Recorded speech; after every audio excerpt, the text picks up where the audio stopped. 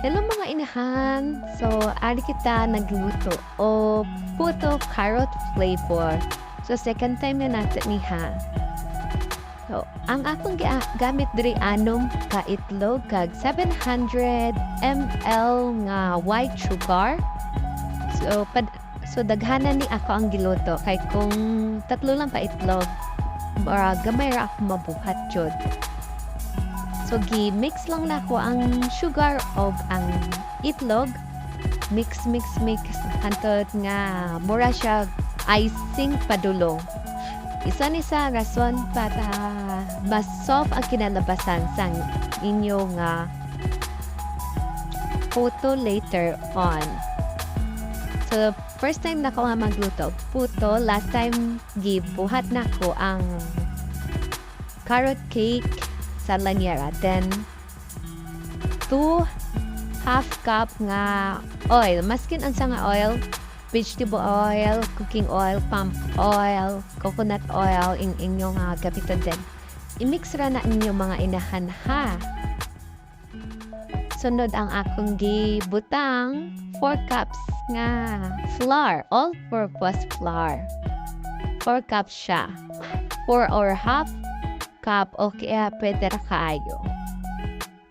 Kay ang gawas niya sakto ra ang tamis pod kung dili mo ganahan o tamis dugangan nyo na lang og half cup nga harina. And then i-mix nyo lang na siya. By the way, sorry sa aking nga background, naasa ko ang tapad ang akong baby.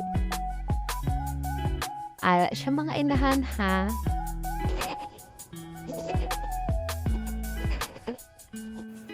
And first na ko nga voice over kani siya.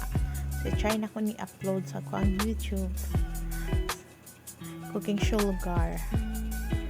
Sunod ang akong gibutang kay 1/4. Duwa ka tig 1/4 nga milk. Kay pwede ra pod isa ka pack ngantong pinakagamay nga Bear Brand. Kay Bear Brand akong gamit pero pwede ra kayo masking unsa klase nga milk. Then 2 tablespoon nga baking powder. Then i-mix ra na ninyo. Mix para tanan nga ingredients mabutang. Then 2 tablespoon nga vanilla. Wala na ako gamitan ng spoon. Dayon carrot. Ang gamit na ko ang carrot mga 2 cups na carrot. Grated carrot sa pwede po ninyo gamitan ng blender. Then add niyo ang raisins. The more the merrier nga raisins. Kay paborito man ang raisins so daghan nato no. So, i-mix lang. Gidugangan pa nato. Kay murag kulang ra ang raisins. Mas lami ang daghan jud. So, gi-mix na pod nato na siya. Dapat kusgan ka. Dapat kudako imong muscle. Makapadako ning muscle kung gusto ka mag-exercise. So, ara na gibutangan ako margarine ang lanyera. Ako ang mga puto cups. Maka-amaze kayo pag colorful yung mga puto cups. Murag ganahan kay ka magluto kay colorful yung mga puto cups. So gibutangan na nako ang lanyera kag ang mga puto. Murag diri pa lang maglaway nako. So last time nagbutang ko og cinnamon powder. Karon gitry nako wala gibutangan kung unsa jud ang plain lang. Then gibutangan ako og walnuts. Pwede pod man ni magdaghan mo walnuts sa among ref para maubos na lang siya. Gibutang na lang jud nako. So wala na ko maisip no nga voice over. Kaya first time jud nako ka pwede mag voice over og taas kaayo. So na siya mga inahan, isa-isa na nako ang walnuts. Gamay lang akong gibutang kung try lang jud nako kung unsay lasa na walnuts. Steam. So, nagibutang na nako siya sa steamer. Then, maghulat na lang ta og 40 to 50 minutes.